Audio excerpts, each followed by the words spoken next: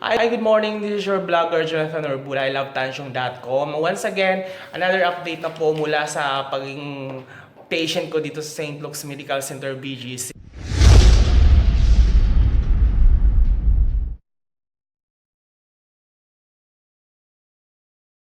And currently here, I have here, if you notice pala, my voice is audible na in comparison to yesterday. Kasi nga medyo rapid ang improvement ng ating medication. So, thankful tayo dyan. So, I have here, hindi naman tayo kayamanan, di ba? Hindi naman tayo parang kayamanan para mag-pesong ng mga bill dito. So, I have here, Miss Joanne, besides me. Hi, say to my... 5 lang yung followers ko. Charot lang.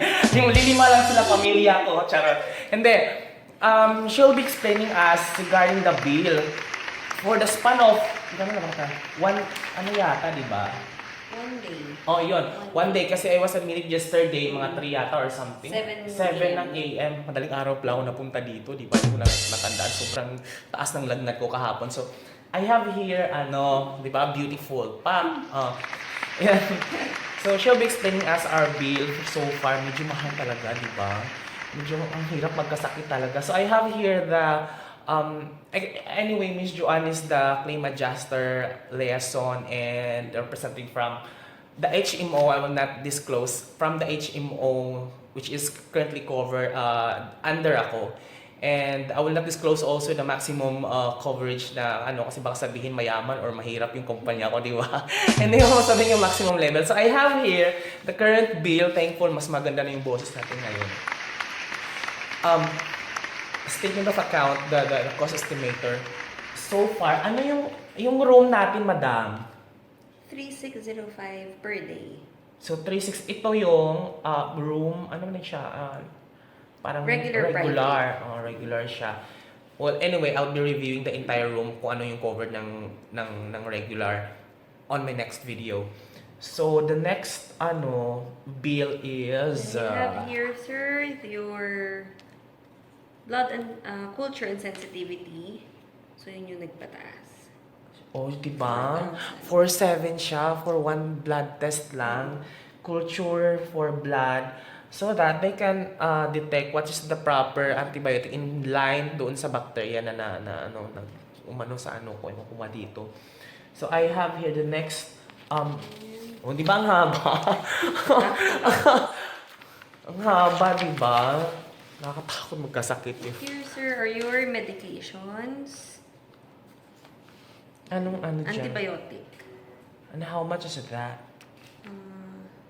3,300. O, di ba? 3,300. Ano yan? Yung parang, yung in-inject? Apo. Inject sa So, bawat isang dosis 3,300? Or 4 vials. 4 vials, 3,000 na yan.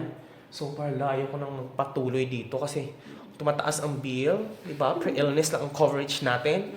Di ba? Pag nasagat natin, manglilimos tayo sa ating mga followers. Di ba? So far yun lang yung top of the line na sobrang mas mataas, madam. Ayun. So far naman, everything is covered. O, di ba? Charot. Di ba? Kasi wala tayong kayamanan. Charot.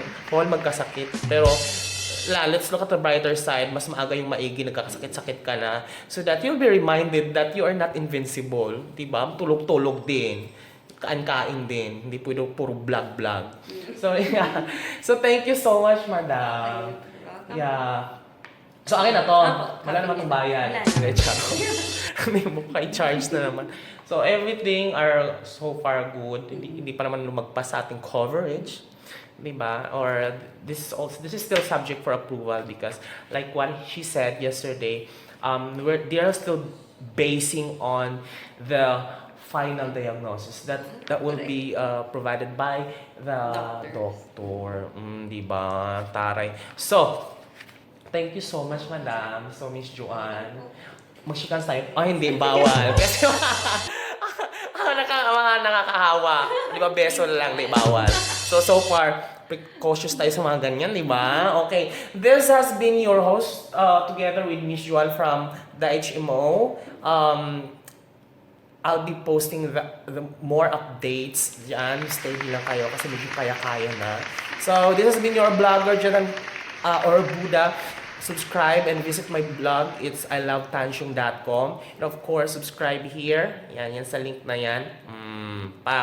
Subscribe dyan, click mo lang yan. And then, subscribe para kumita naman ako. Charot lang. Then, this has been your Rose Babays. Thank you, madam.